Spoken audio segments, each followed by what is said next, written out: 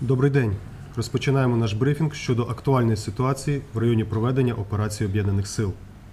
За поточну добу з боку збройних формувань Російської Федерації зафіксовано 17 порушень режиму припинення вогню, 14 з яких із застосуванням забороненого Мінськими домовленостями озброєння. Противник задіяв артилерійські системи калібру 122 мм, міномети калібру 120 мм та 82 мм, гранатомети різних систем, великокаліберні кулемети та стрілецьку зброю. Втрат серед військовослужбовців Об'єднаних Сил внаслідок дій ворога немає. Агресор продовжує розміщувати свої артилерійські системи в межах населених пунктів та провокувати українських захисників на вогонь у відповідь. Наголошую, Збройні Сили України не відкривають вогонь по об'єктах цивільної інфраструктури та мирних мешканцях.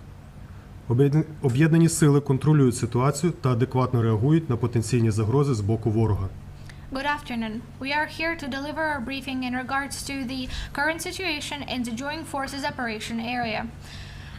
Over the course of the last 24 hours, the armed formations of the Russian Federation violated the ceasefire regime on 17 occasions. 14 of these occasions were with the use of armament prohibited by Minsk agreements.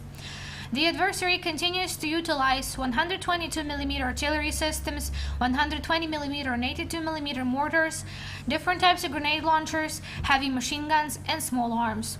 Fortunately, as of this morning, there were no casualties from the Joint Forces service members.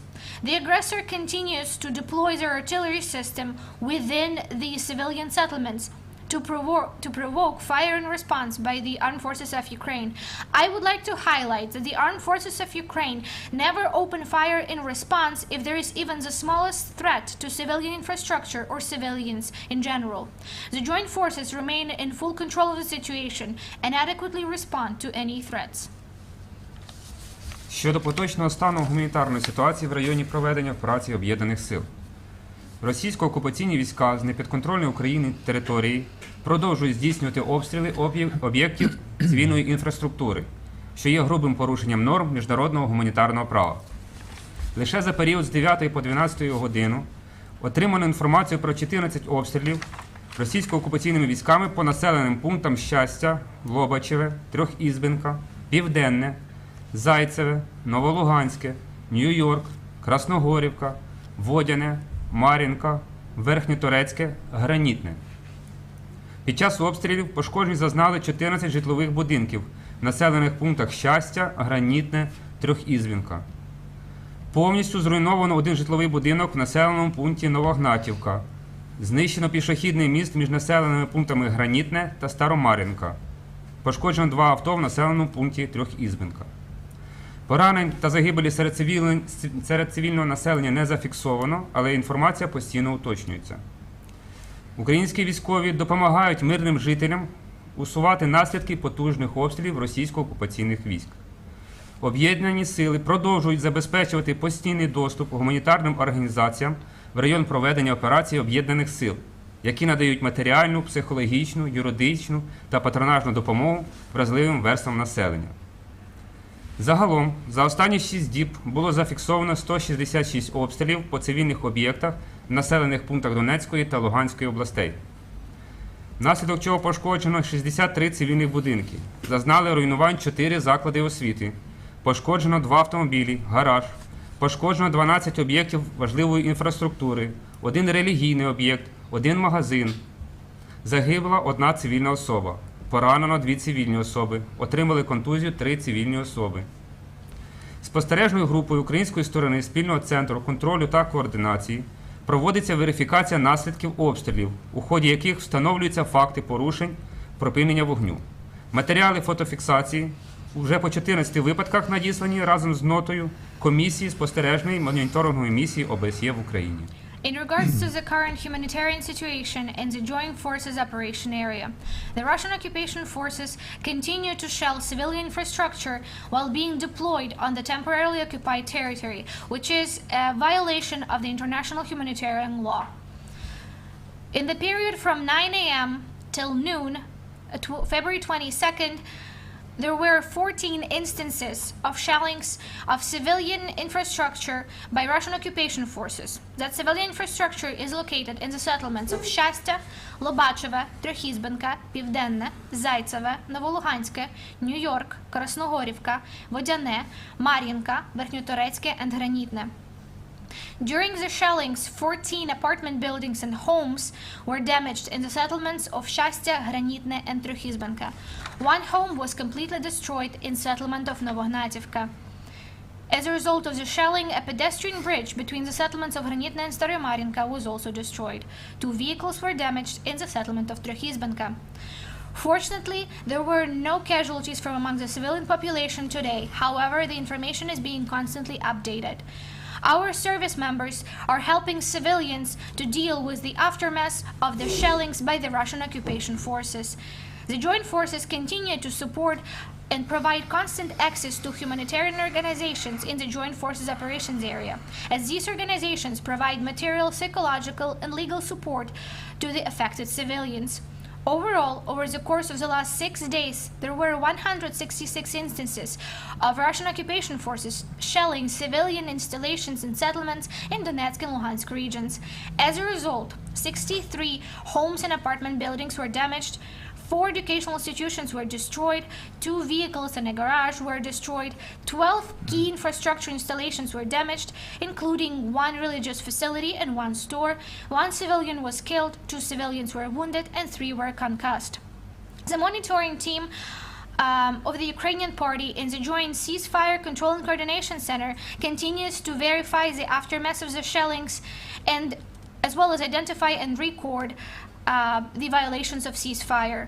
Those recordings and photographs on 14 instances of ceasefire violation were already sent together with the OSCE monitoring mission note to the OSCE monitoring office in Ukraine.